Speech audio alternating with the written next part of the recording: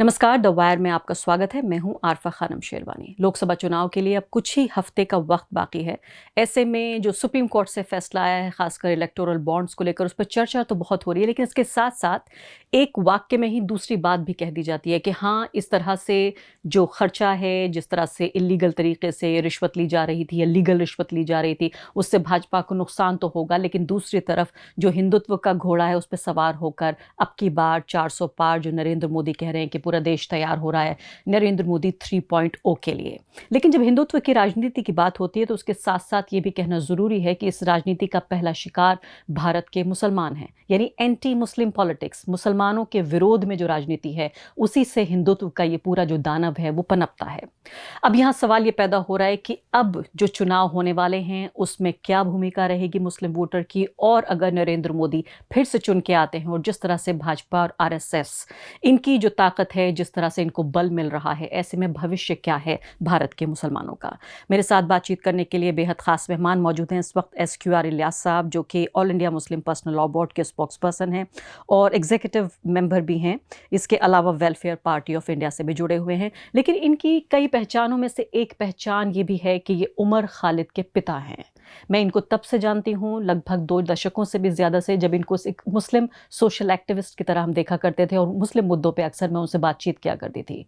लेकिन उसके बाद उमर खालिद शायद इनकी एक अकेली पहचान बन गए कि उमर खालिद के पिता SQR इलियास। आज जिन मुद्दों पे मैं चर्चा करूंगी, शुरुआत करूंगी, उनमें उमर खालिद का एक बड़ा मुद्दा है।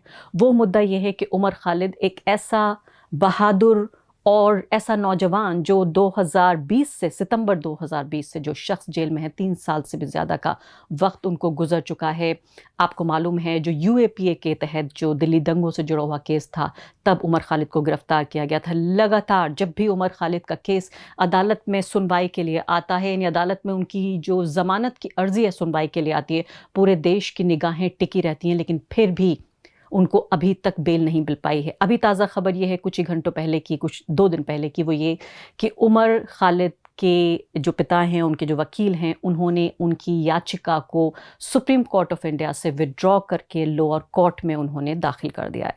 सबसे पहला सवाल मेरा आपका उसी से जुड़ा हुआ होगा, फिर मैं बाकी मुस्लिम मुद्दों पे आऊँगी कि उमर खालिद, ये इसको लेकर बहुत सारी टिप्पणियाँ सोशल मीडिया पे हो रही हैं। एक टिप्पणी मैंने ये भी पढ़ी कि ये भारत के सबसे ऊंची अदालत में अब तक का सबसे नीचा विश्वास था कि उमर खालिद ने 3 साल से भी ज़्यादा कोशिश करने के बाद अब अपनी याचिका को निकाल लिया है।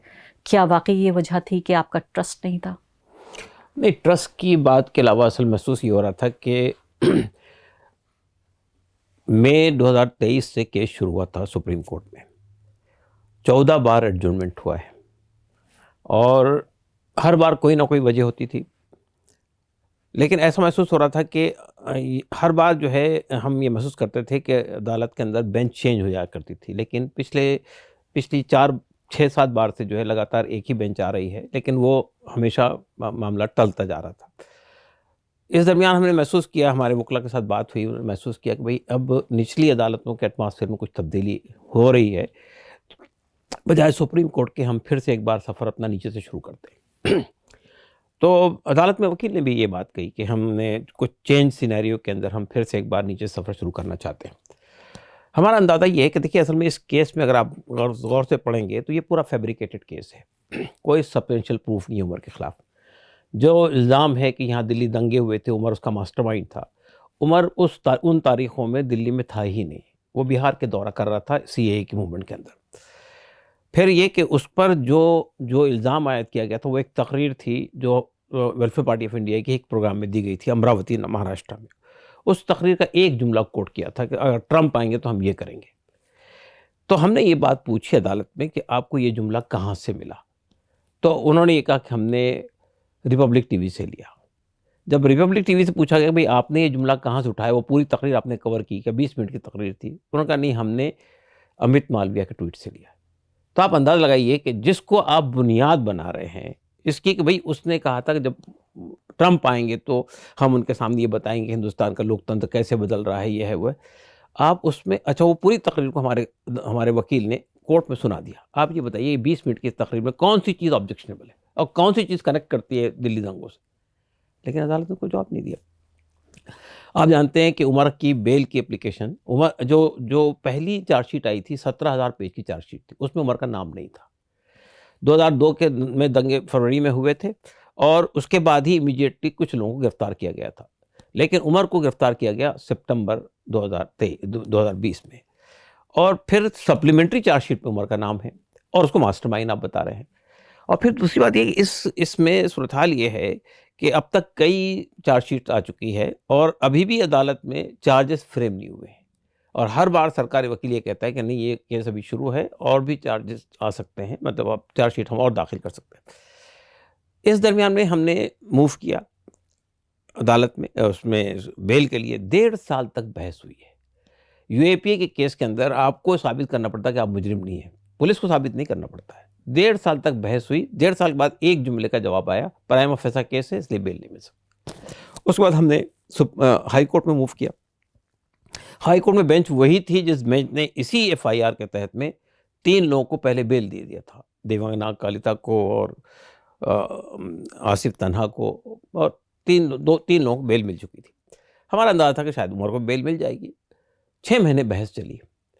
6 महीने के बाद 4 महीने के लिए केस फैसला रिजर्व हो गया। 9 महीने के बाद जब फैसला आया तो उसमें भी वही जवाब था कि प्राइमा फेसा केस है इसलिए बेल नहीं मिल सकती। ज़ाहिर है कि इतना लंबा वक्त सिर्फ बेल के ऊपर बहस होते हुए गुजरा है। उसके बाद फिर हम सुप्रीम कोर्ट आए। सुप्रीम कोर्ट में आप सोच सकते हैं कि मई 2023 से लेकर फरवरी 2024 तक के 14 बार एडजर्नमेंट हो चुका है। तो हमने महसूस किया कि भाई अब यहाँ वक्त लगाने के मुकाबले में हम फिर से एक बार नीचे से ट्राई करते हैं। एक तरह से उमर खालिद को देखा जाए तो जो भारत के नौजवानों का जो हाल हुआ, जिसने भी इस सरकार को चुनौती देने की कोशिश की, उसके एक ऐसे प्रतीक के तौर पर वो उभर रहे थे। जो लोकतंत्र में जो संभावनाएं होती हैं कि एक युवा इस तरह से एक बड़ी पॉलिटिकल पार्टी, उसके बड़े नेता को चैलेंज कर सकता है अपने राजनीतिक अधिकारों के लिए, अपने नागरिकता के अधिकारों के लिए। जो एनटीसीए एनआरसी प्रोटेस्ट का एक तरह से कोई चेहरा नहीं था सिवाय उमर खालिद के। आपको ऐसा लगता है कि उनको एक नाइंसाफ़ी का सिंबल बनाकर पेश किया जा रहा है? देखिए, मेरे ख्याल से ये हुकूमत के लिए, ये सीए का जो कानून हुकूमत लाई थी, वो ये सोच के लाई थी कि भाई इसकी कोई अपोजिशन नहीं होगी, और कहा यह गया था कि ये कानून मुसलमानों के खिलाफ नहीं है। ज़ाहिर है कि अगर आप अपरेंट देखेंगे तो मुसलमानों के खिलाफ नहीं है। उसमें ये कहा गया कि भाई पाकिस्तान से, बांग्लादेश से, श्रीलंका से कोई आता है, अगर वो सिख है, ईसाई है, हिंदू है, जैन है, पारसी है, तो उसको नागरिकता दी जाएगी। उसमें मुसलमानों का जिक्र नहीं किया गया। लेकिन जब हम इसको सीए को एनआरसी से मिला के देखते हैं तो अंदाज़ा हो जाता है कि जो लोग एनआरसी के अंदर, जो दूसरे लोग आ जाएंगे तो उनको चोर दरवाजे से वापस लाने का ही रास्ता था। अदरवाइज शहरियत देने के लिए हमारे यहाँ कानून पहले से मौजूद है, सीए की कोई ज़रूरत नहीं थी। तो जब ये मूवमेंट खड़ी हुई, एंटी सीए मूवमेंट, तो उसमें पहला क्वेश्चन ये था कि पार्लियामेंट कोई ऐसा कानून नहीं बना सकती जो डिस्क्रिमिनेटरी हो। जब आप एक समुदाय को उसमें से निकाल देते हैं तो ये कानून डिस्क्रिमिनेटरी बन जाता है। इवन पाकिस्तान से मुसलमान आ सकते हैं, अफ़गानिस्तान से मुसलमान आ सकते हैं, पीड़ित मुसलमान आ सकते हैं। और फिर हमारे बिल्कुल करीब में जो है म्यांमार है। म्यांमार में से तो इतने सारे मुसलमानों को निकाला गया है। बांग्लादेश में लिए हुए पनाह, यहाँ भी कई लोग आ चुके हैं। फिर तामिलियंस भी वहाँ से हटाए गए थे। तो हमने ये बात कही थी, यानी सीए मूवमेंट जो खड़ी हुई थी उसमें ये बात कही गई थी कि एक डिस्क्रिमिनेटरी कानून लाया गया है। बेसिकली ये कानून मुसलमानों को टारगेट करता है, गो के इसमें मुसलमानों का नाम नहीं है।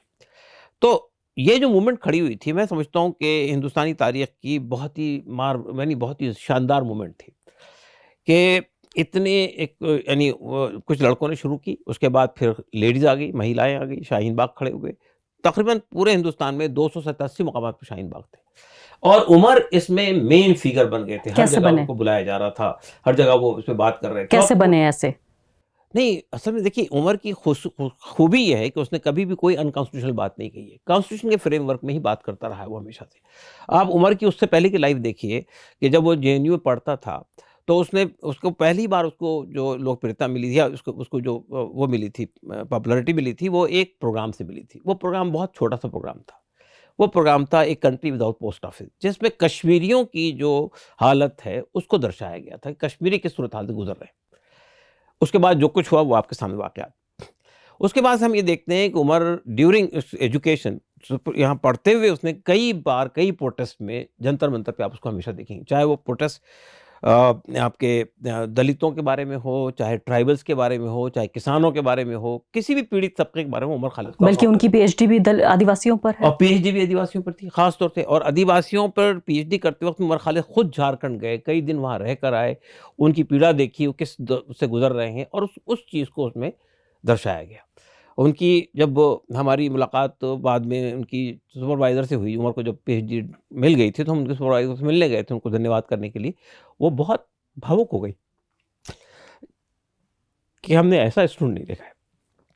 और इतना उसने कहा कि हमसे भी कई बार बहस करता था, वो कई चीज़ों से इत्तेफाक नहीं करता था हमसे, तो वो जो शार्पनेस उसके अंदर थी उसको वो अप्रिशिएट करते थे। तो उमर खालिद की खूबी ये थी कि उमर खालिद ने हुकूमत की आंख में आंख मिलाकर बात की थी, और शायद ये हुकूमत को यही चीज़ बर्दाश्त नहीं हुई कि एक लड़का जो है, अभी 30-32 साल का लड़का जो है, हमारी आंख में आंख मिला के बात करता है और संविधान की रोशनी में बात करता है, हमको चैलेंज करता है। तो ये हमारे मुल्क में डिसेंट जो है वो उसकी इजाज़त है, आपको इख्तिलाफ राय की इजाज़त है, और ये हमारा राइट है, और ये कहा गया कि dissent is the safety wall of democracy. लेकिन हुकूमत आप देख रहे हैं कि अपने खिलाफ किसी भी आवाज़ को बर्दाश्त नहीं करती। क्या उनकी मुस्लिम पहचान भी उनके लिए दुश्मन बन गई? बिल्कुल, जैसे कि हुकूमत से इख्तिलाफ तो बहुत सारे लोग कर रहे हैं, हुकूमत के खिलाफ आवाज़ तो बहुत सारे लोग उठा रहे हैं, लेकिन उमर को क्यों सिंगल आउट किया गया? इसलिए भी सिंगल आउट किया गया, मुझे लगता है कि उससे लग रहा था कि जब हम मुस्लिम कम्युनिटी को टारगेट कर रहे हैं, तो एक आवाज़ मुसलमानों में खड़ी हो रही है। ये आवाज़ मुसलमानों की आवाज़ बन सकती है। ये आवाज़ को मुसलमानों का सपोर्ट मिल सकता है। तो इसलिए भी मैं समझता हूँ कि उमर खालिद को सिंगल आउट किया गया, उमर खालिद को टारगेट किया गया। कभी आप ये भी सोचते हैं कि कन्हैया कुमार, उमर खालिद, शहला रशीद, अनिर्बान भट्टाचार्य, ये सब एक साथ थे, लेकिन सब तो अपनी अपनी जगह पर हैं। कन्हैया कुमार एक बड़े स्टार बन गए हैं, पॉलिटिकल पार्टी ज्वाइन कर लिया। अनिर्बान का मुझे मालूम नहीं कहाँ है। शहला रशीद अब बीजेपी आरएसएस के फिर से नज़दीक हो गई हैं, और सिर्फ इसमें उमर ऐसा है जो जेल में है। इसलिए कुमार ने कंप्रोमाइज़ नहीं किया अपने आइडिया से, अपनी आइडियोलॉजी से, अपनी बात से, हुकूमत के। देखिए बेसिकली क्या है कि नॉन पॉलिटिकल, इस मानव में कि कोई पॉलिटिकल पार्टी से उमर का कोई ताल्लुक़ नहीं है। एक नॉन पॉलिटिकल आवाज़ जो है हुकूमत के फ़ैसलों पर की आलोचना करते हुए with in the constitutional framework ऐसी शदीद तनक़ीद करने वाला आदमी, मेरे ख़्याल से उमर के अलावा हमने यानी नॉन पॉलिटिकल कोई आदमी नहीं देखा। सिविल सोसाइटी के अंदर बहुत सारे लोग हैं। क्या इसकी ये भी वजह है क्योंकि उमर खालिद की जो बात और उनके जो भाषण और उनकी जो शख्सियत थी उसमें इतना दम था कि वो बहुत सारे लोगों तक पहुंच रही थी? हाँ, बिल्कुल दम था। उमर देखिए, आप देखिए जब ये एंटी-सीए मूवमेंट खड़ी हुई, उमर को तो लोगों ने पहचाना उसी वक्त है ना। कोई मुल्क का कोना और कोई स्टेट ऐसी नहीं थी जहाँ पे ये प्रोग्राम हो रहा हो और उमर नहीं गए उसमें। कर्नाटक के छोटे-छोटे शहर में उमर गए, बिहार के छोटे-छोटे शहर में उमर गए, बंगाल गए, केरला गए, यानी मतलब ये कि मैं समझता हूँ इतने कम वक्त में उमर ने पूरे मुल्क का दौरा किया।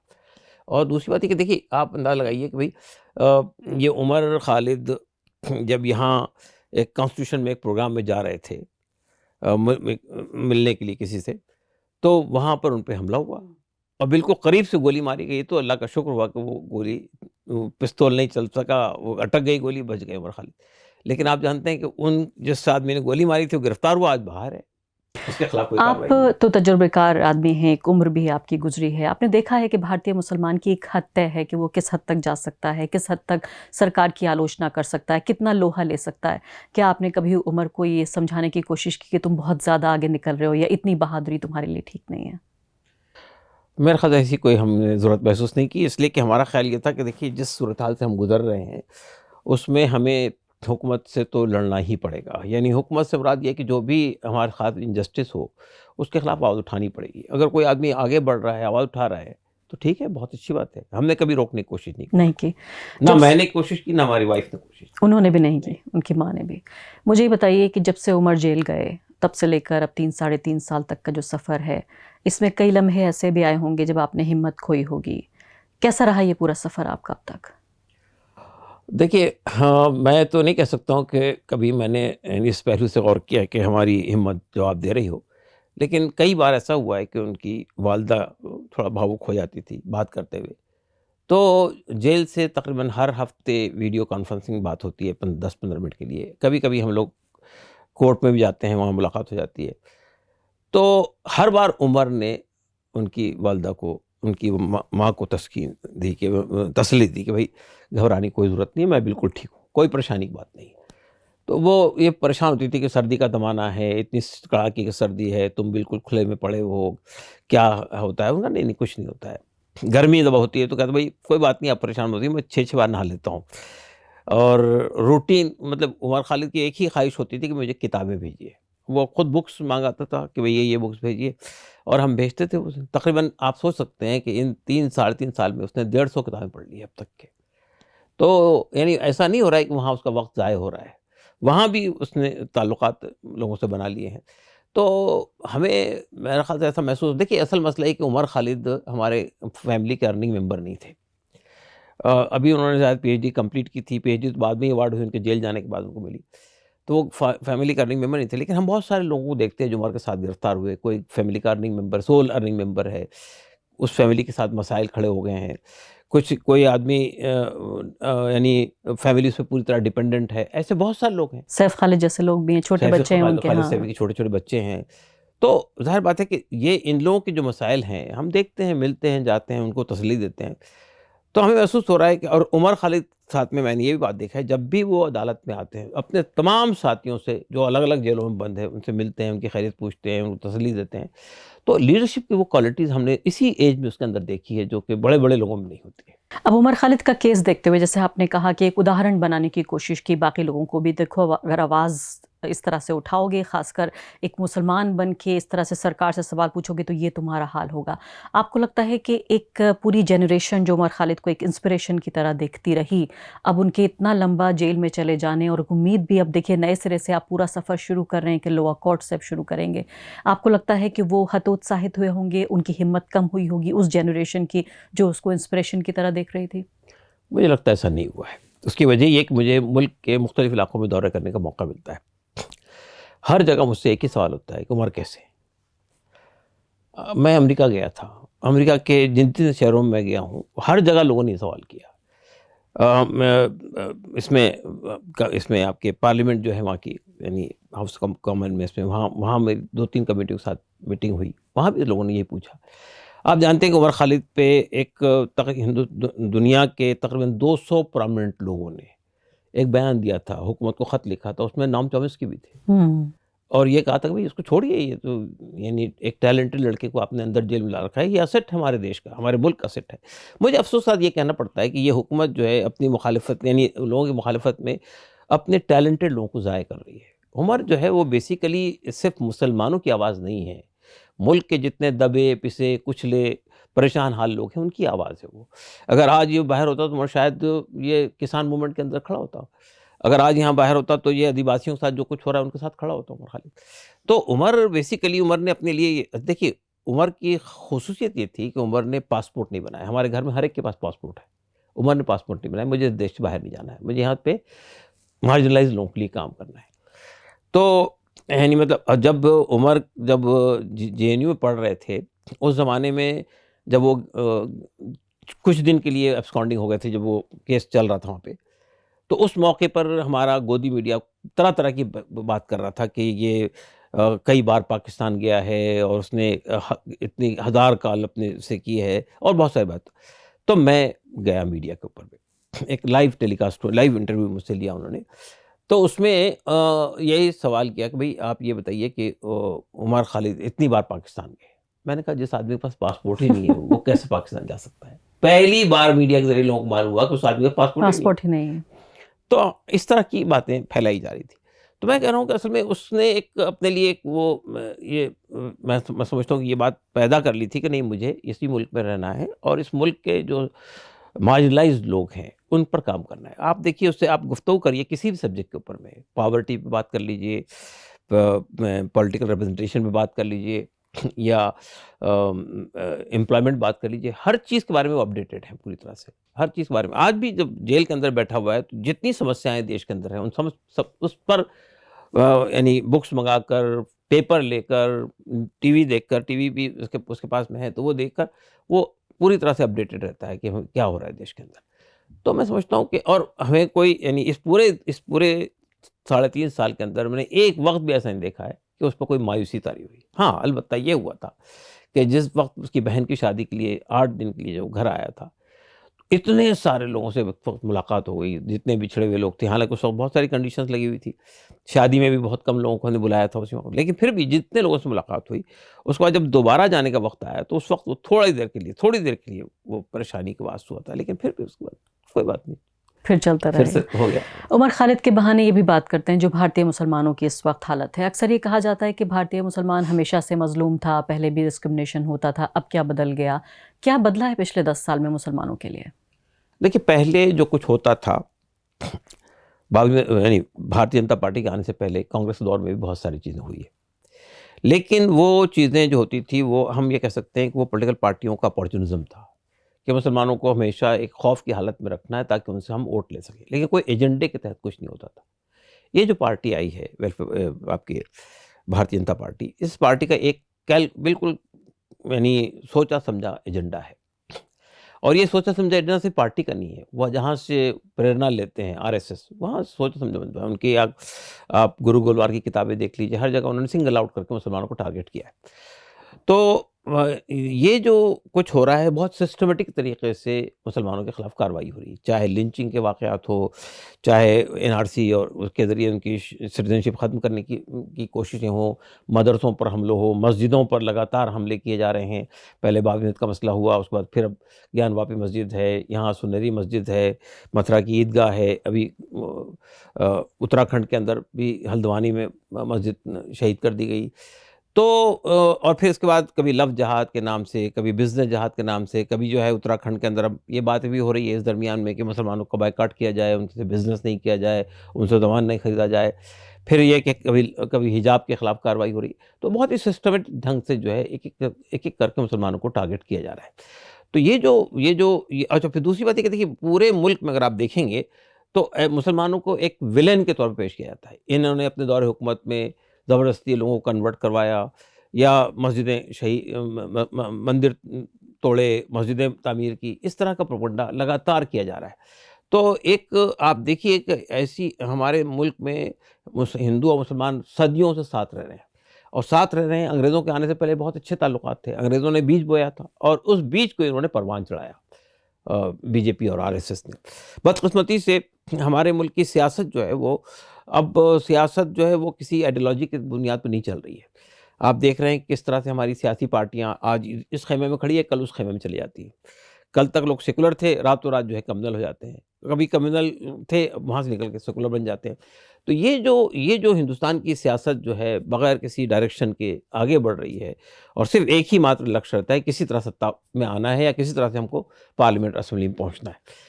तो मैं समझता हूँ कि इस वजह से बीजेपी को भी प्रेरणा मिल रही है और बीजेपी भी आगे बढ़ रही है। अगर कोई पॉलिटिकल पार्टी बहुत स्ट्रांगली सेकुलर क्रेडेंशियल की बुनियाद पर इनसे लोहा लेने की कोशिश करें, तो ये हम इनको एक्सपोज कर सकते हैं। तो मैं उस पर आऊँगी ज़रूर कि क्या ऐसी कोई पॉलिटिकल पार्टी है जो कि सेक्युलरिज्म की बात आगे बढ़ा रही है? मैं राहुल गांधी का भी ज़िक्र करूँगी, कांग्रेस पार्टी की बात भी लाऊँगी, भारत जोड़ो यात्रा जिसको एंटी कम्युनल यात्रा भी कहा गया। लेकिन उससे पहले थोड़ा-सा हालात को और बेहतर समझते हैं। अगर मुझे ठीक से याद है तो आप बाबरी मस्जिद को जिस वक़्त तोड़ा गया, उस ज़माने से आप उस पूरी पॉलिटिक्स का भी आप हिस्सा रहे, जो बाबरी मस्जिद एक्शन कमेटी थी वग़ैरह। आपने जब देखा कि अब पूरी तरीके से मंदिर बन गया है, नरेंद्र मोदी गए, उद्घाटन करके आए और पूरे देश में अब माहौल ऐसा है कि हम उनको लेकर आएँगे, जो राम को लेकर आए हैं, इस नारे पे आगे बात बढ़ रही है। आपने इसको किस तरह से देखा एक ऐसे एक्टिविस्ट के तौर पर जो 90s से इस पूरे मुद्दे को देखता रहा है? जब नरेंद्र मोदी जा रहे थे तो वो तो कह रहे थे कि मेरे पास तो मैंडेट है कोर्ट का, अदालत ने कहा है कि यहाँ मंदिर बनेगा। देखिए, मैं 19 साल बाबरी मस्जिद कमेटी का कन्वीनर रहा हूँ, all India Muslim personal law board की। लखनऊ के अंदर भी हमने केस लड़ा, सुप्रीम कोर्ट में भी हमने केस लड़ा।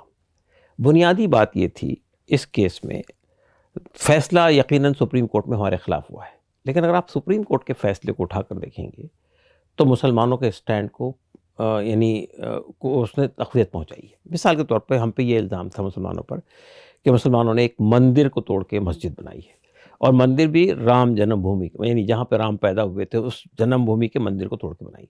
सुप्रीम कोर्ट ने अपने पहले ऑब्जर्वेशन ये बात कही कि हमें कोई ऐसा सबूत नहीं मिला कि किसी मंदिर को तोड़ के मस्जिद बनाई गई हो। ये जो इल्ज़ाम था, बुनियादी इल्ज़ाम यही था, ये इल्ज़ाम उठा दिया गया। उसके बाद ये कहा कि जो आर्कियोलॉजिकल सर्वे ऑफ इंडिया से जो कुछ वहाँ खुदाई में मिला है, वो सब चीज़ें बाबरी मस्जिद बनने से 400 साल पहले की है। तीसरी बात ये कही कि 22 दिसंबर 1949 की रात में जो मूर्तियां रखी गई थी, जैसा कि कहते हैं प्रकट हुई थी, वो कहा जो मूर्तियां रखी गई थी वो इलीगल, अनकॉन्स्टिट्यूशनल, क्रिमिनल एक्ट था, सुप्रीम कोर्ट के अल्फाज। उसके बाद ये कहता है कि 6 दिसंबर 1992 को जो मस्जिद शहीद की गई थी वो बहुत ही गलत काम था, अनकॉन्स्टिट्यूशनल काम था, वो क्रिमिनल एक्ट था। लेकिन उसके बाद सुप्रीम कोर्ट ये कहता है कि लेकिन हिंदुओं का भी दावा इस मस्जिद पर रहा है बहुत सालों से, इसलिए ये जगह उनको दे दी जाए और मुसलमानों को 5 एकड़ जमीन। तो आप कह सकते हैं फैसले में हमारे साथ नाइंसाफी हुई, जबकि आपने पूरे केस को खत्म कर दिया, धड़ाम से गिरा दिया।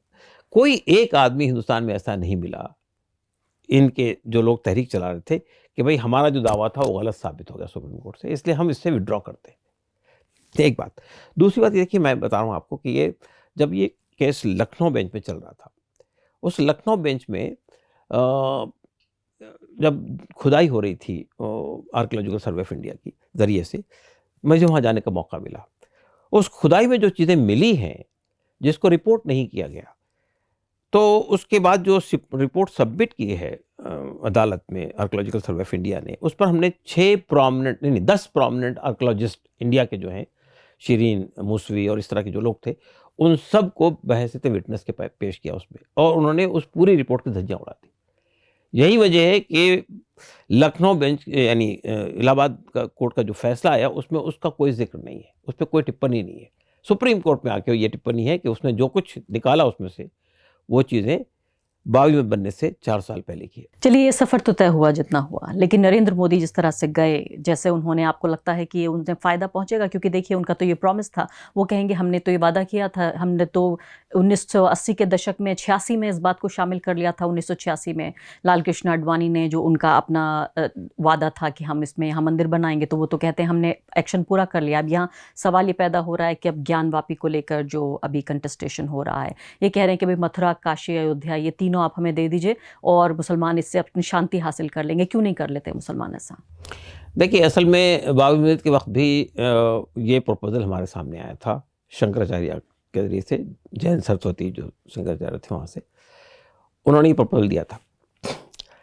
तो हमने ये बात कही थी कि अगर आप ये बात कह रहे हैं, नहीं, पहला प्रपोजल तो उनका ये था कि हम बाबरी मस्जिद की ज़मीन को बाहर से बाउंड्री कर देते हैं, बाकी जो 67 एकड़ ज़मीन नरसिम्हा राव जी के ज़माने में एक्वायर हुई है उस पर आप हमें नो ऑब्जेक्शन दे दिए।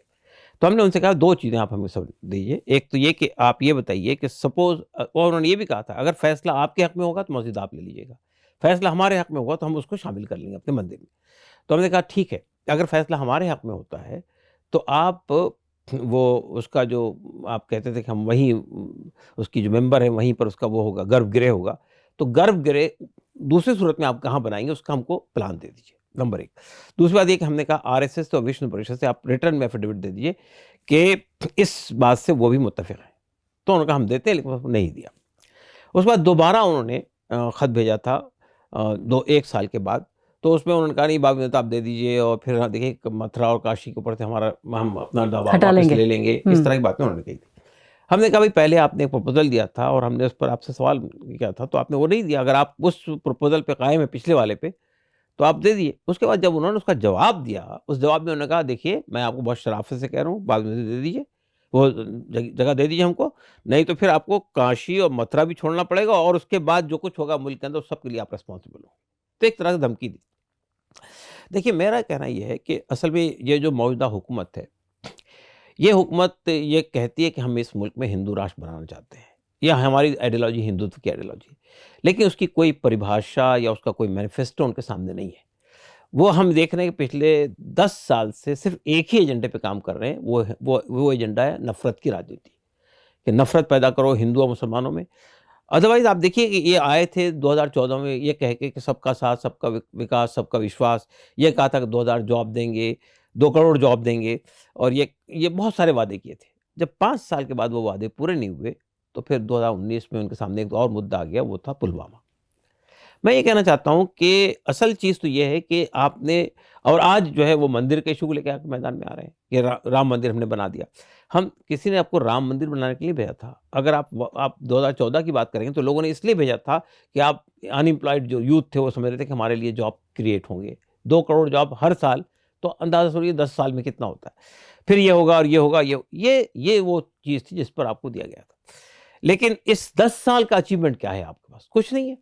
नहीं तो आप सब ये तो रैशनल माइंड सवाल पूछेगा, लेकिन यहाँ तो बात ये हो रही है कि जो पॉपुलर थ्योरी है आज के वक्त में वो ये है कि भाई देखिए 500 साल पुराना, कुछ कह रहे हैं 700 साल पुराना जो नाइंसाफ़ी थी उसको नरेंद्र मोदी ने इंसाफ दिला दिया।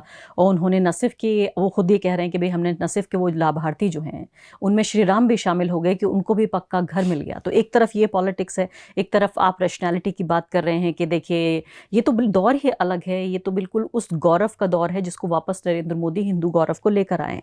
अब यहाँ आपसे आखिरी 2 सवाल पूछना चाहती हूँ कि भारत के मुसलमानों के पास अब इस समस्या या इस राजनीति या ये पूरा जो उफान है इससे निपटने का क्या चाह रहा है? एक तरफ हम देख रहे हैं एनक्रोचमेंट के नाम पे, चाहे हल्द्वानी में देखिए कि क्या आतंक बर्पा किया वहाँ पर, मस्जिद और इसके साथ एक मदरसा तोड़ दिया और कितने सारे लोगों की गिरफ्तारी हुई, या चुपचाप दिल्ली में राजधानी में इतनी पुरानी ऐतिहासिक मस्जिद को तोड़ दिया। यानी कि आप सोचिए कि जो संस्था कह रही है हमने तोड़ा वो 1950 के बाद बनी और वो 700 साल पुरानी मस्जिद थी।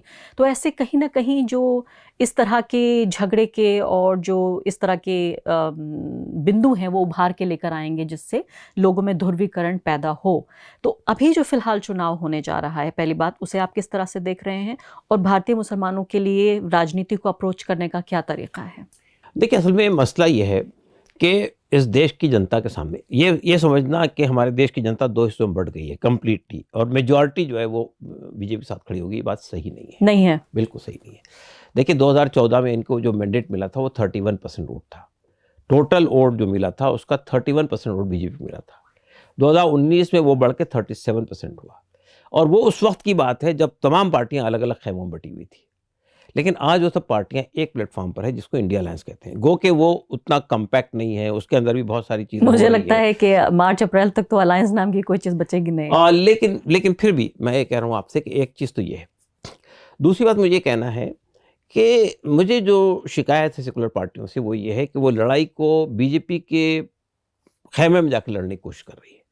वो लड़ाई को डेवलपमेंट के प्लेटफॉर्म से नहीं लड़ रही है। सही है कि राहुल गांधी अकेले पूरे देश में यात्रा निकाल के इस क्वेश्चन कर रहे हैं, लेकिन ये कि देखिए 10 साल का ये जो इतिहास है, जो ये कहा जाता है कि तमाम सेकुलर पार्टियां जो है वो करप्ट है और एक के खिलाफ ईडी चल रहा है, सीबीआई चल रहा है, सब कुछ हो रहा है। लेकिन कल जो सुप्रीम कोर्ट का फैसला आया है इलेक्टोरल बॉन्ड का, उसने एक बहुत बड़े स्कैम को सामने ला के खड़ा किया है कि जो आपने इतने करोड़ रुपये लिया है जिसका कोई ट्रांसपेरेंसी नहीं है, किसी को मालूम नहीं है, एक अनकॉन्स्टिट्यूशनल काम आपने किया था। उसके बाद जो बड़े पैमाने पर जो इन बड़े-बड़े जिन लोगों ने आपको पैसा दिया उनके साथ क्या किया गया, कितने कॉन्ट्रैक्ट्स दिए गए, ये सब चीज़ें सामने आनी चाहिए। हमारा ख़्याल ये कि बात यहाँ तक नहीं रुकनी चाहिए, बल्कि बात उससे आगे बढ़नी चाहिए कि ये जो करोड़ रुपया दिया है आपको लोगों ने, उसके बाद उनको क्या मिला उससे? तो उसमें कितना देश का नुकसान हुआ? एक बात तो ये है। दूसरी बात ये कि देखिए असल में मसला ये है कि आप हमारे देश का ये रिकॉर्ड देखेंगे कि पिछले 35-40 साल में जो अनएम्प्लॉयमेंट का रेशियो है वो कहीं से कहीं पहुंच गया है। पहले क्या था और अब कहाँ हम खड़े हैं, आप अंदाजा लगाइए। हमारे देश के अंदर हमारी जो महिलाएं हैं उन पे अत्याचार कई गुना बढ़ गए हैं। रेप के वाक़यात और कई वायलेंस के वाक़यात हमारे यहाँ लगातार आ रहे हैं। फिर उसके बाद जो है ये हम ये देख रहे हैं कि जो इनके लोग हैं, इन्वॉल्व हैं, मिसाल के तौर पे जो एथलेटिक जो वो थे हमारे बृजभूषण साहब, उनके ऊपर क्या इल्ज़ाम लगा था, बजाय उनको वहाँ हट गए। लेकिन तमाम तरह की असंतुष्टियां दूर हो जाती हैं जब ये बात होता है कि ये काल हिंदू गौरव का चल रहा है, नरेंद्र मोदी ने मंदिर बना दिया तो उनके 7 खून माफ़ हो जाएंगे। मैं ये पूछ रही हूँ ऐसे में जो मुस्लिम वोटर है उसके पास ऑप्शंस क्या हैं? और मैं आपको ये भी याद दिलाना चाहती हूँ, professor Ashutosh Varshney Brown University के, उन्होंने कहा है कि वो एक पॉलिटिकल साइंटिस्ट के तौर पर ये समझते हैं कि अब अगर नरेंद्र मोदी दोबारा चुनाव जीतते हैं तो इसको फॉर्मलाइज करने की कोशिश की जाएगी कि भारत के मुसलमानों को दूसरे दर्जे का शहरी बना दिया जाए। और दूसरे महत्वपूर्ण बात उन्होंने कही है कि वो रिप्लेस करना चाहते हैं, अब मुसलमानों को, दलितों को रिप्लेस करना चाहते हैं मुसलमानों से, कि वो जो एक हायरार्किकल सिस्टम है उसमें जहाँ दलित थे वहाँ मुसलमान आ जाएंगे। देखिए पहली बात तो ये कि हम तो दलितों का भी एम्पावरमेंट चाहते हैं। ये कहना कि देश की जनता इस बुनियाद पर बढ़ जाएगी, तो मैं अभी भी इससे पूरी तरह मुत्तफ़िक़ नहीं हूँ कि देश की मेजॉरिटी जो है वो नरेंद्र मोदी के साथ खड़ी हो गई है, नंबर 1। नंबर 2, देखिए मुसलमानों ने हमेशा इस मुल्क में जो सेकुलर डेमोक्रेटिक वैल्यूज़ है उसके साथ खड़े हुए हैं मुसलमान। कोई कम्युनल पॉलिटिक्स नहीं की मुसलमानों ने। आप देखिए खुद पिछले दिनों, भाई मैं ये मानता हूँ कि मुसलमानों के यहाँ आइडेंटिटी पॉलिटिक्स जो लोग करते हैं, वो MIM एक ऑर्गेनाइजेशन है, उन्होंने 100 सीट खड़ी की थी उत्तर प्रदेश के अंदर, और बहुत बड़े-बड़े उनके जो जुलूस निकले। लेकिन आप जब रिज़ल्ट देखिए तो उनको कोई सीट नहीं मिली, बल्कि 99 सीट के ऊपर उनका ज़मानत ज़ब्त हुई है। तो हिंदुस्तान का मुसलमान जो है बहुत सोची समझे तरह से सियासत में हिस्सा लेता है, और उसकी अभी भी उम्मीद यही है कि हम यहाँ पर जो इस मुल्क की जो डेमोक्रेसी ख़त्म हो रही है, लोकतंत्र ख़त्म हो रहा है, यहाँ सेकुलरिज़्म ख़त्म हो रहा है, हम इसको बाकी रखने के लिए जो कुछ मुमकिन है वो करेंगे इसमें। तो मुसलमानों के सामने ऑप्शन यही है। ये मैं सिर्फ ये कहना चाहता हूँ कि हमारी जो सेकुलर सियासी पार्टियाँ हैं, वो इस मामले में कोई बहुत क्लियर स्टैंड नहीं लेती। देखिए, पिछले दिनों मेरी अखिलेश यादव जी से मुलाकात हुई थी, जब यूपी के इलेक्शन से पहले। मैं उनसे कहा था कि देखिए, आपका जो वोट है बुनियादी तौर पर उत्तर प्रदेश के अंदर, यादव वोट है, मुस्लिम वोट है। 7.5% यादव, 19% मुसलमान वोट मिलता है तो आप पावर में आ जाते हैं। लेकिन मुस्लिम इश्यूज़ के ऊपर में आप पीछे क्यों हटते हैं? अभी राज्यसभा के नॉमिनेशंस देख लीजिए आप उनके। राज्यसभा के नॉमिनेशन देख लीजिए आप, या आजम खान के केस को देख आजम लीजिए खान आप। के मामले को देखिए। तो मैं ये कहना चाहता हूँ, जो कम्युनिटी आपको सबसे ज़्यादा सपोर्ट करती है, वो सबसे ज़्यादा सफ़र करती है, और आप उस पे कोई स्टैंड नहीं लेते। मैंने कहा आप CAA पे कोई स्टैंड नहीं आपने लिया।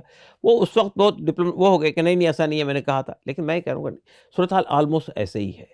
आप राहुल गांधी की यात्रा देखिए, वो बहुत अच्छी बात कर रहे हैं, नफ़रत की राजनीति नहीं होनी चाहिए, फलां नहीं होनी चाहिए। लेकिन इस पूरे दरमियान में जो CAA की तहरीक चली थी, कोई पॉलिटिकल पार्टी ने उसकी उस तरह मुखालिफत नहीं की जिस तरह मुखालिफत उसको करनी चाहिए। लेकिन फिर उन्होंने अपनी गलती सुधार ली, आपको लगता है? ये एंटी कम्युनल यात्रा निकालकर एक तरह से धर्मनिरपेक्षता के लिए, सांप्रदायिकता के नहीं, वो खिलाफ, ठीक है। वो कह रहे देखिए, हैं कि राहुल मैसेज है। गांधी की हद तक हम ये कह सकते हैं कि राहुल गांधी इस मामले में बहुत क्लियर है, RSS के मामले में बहुत क्लियर है, ये जो अडानी अंबानी के मामले में बहुत क्लियर है, मतलब ये कि जो पूंजीपति लोग हैं तो उनके। आपको लग रहा है कि अब इस चुनाव में मुसलमान कांग्रेस पार्टी के साथ अलाइन करेगा नेशनली, और रीजनली क्या करेगा?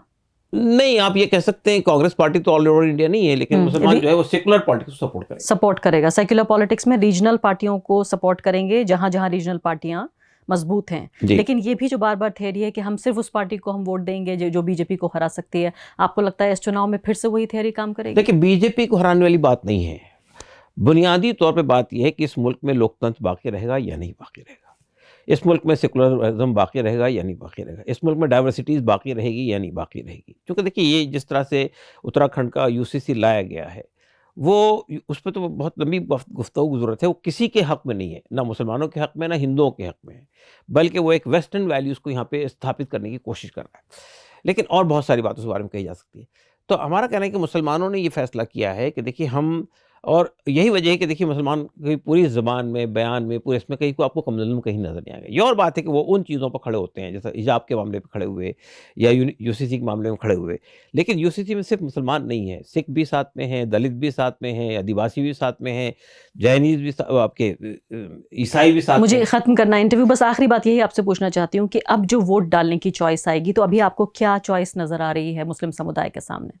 मुस्लिम समुदाय के सामने चॉइस यही है कि फाशिज्म के मुकाबले में जो डेमोक्रेटिक पार्टियां हैं, जो डेमोक्रेसी की बात करती है, सेकुलरिज्म की बात करती है, उनको उन्हें सपोर्ट करना है। जी हाँ। ऑल ओवर इंडिया वो यही काम करेंगे।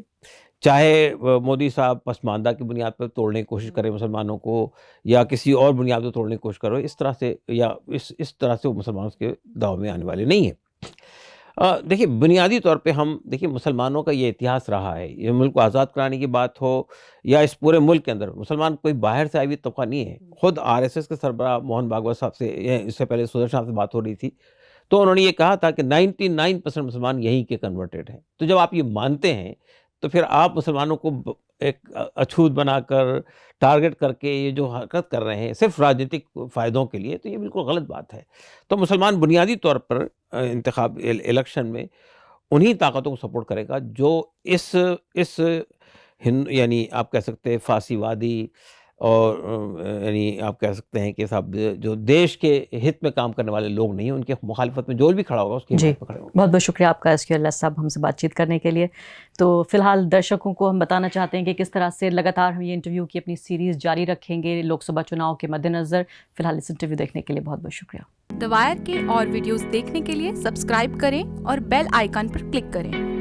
स्वतंत्र पत्रकारिता की आर्थिक मदद करने के लिए डिस्क्रिप्शन में दिए गए लिंक पर जाएं और अपनी राशि चुनें।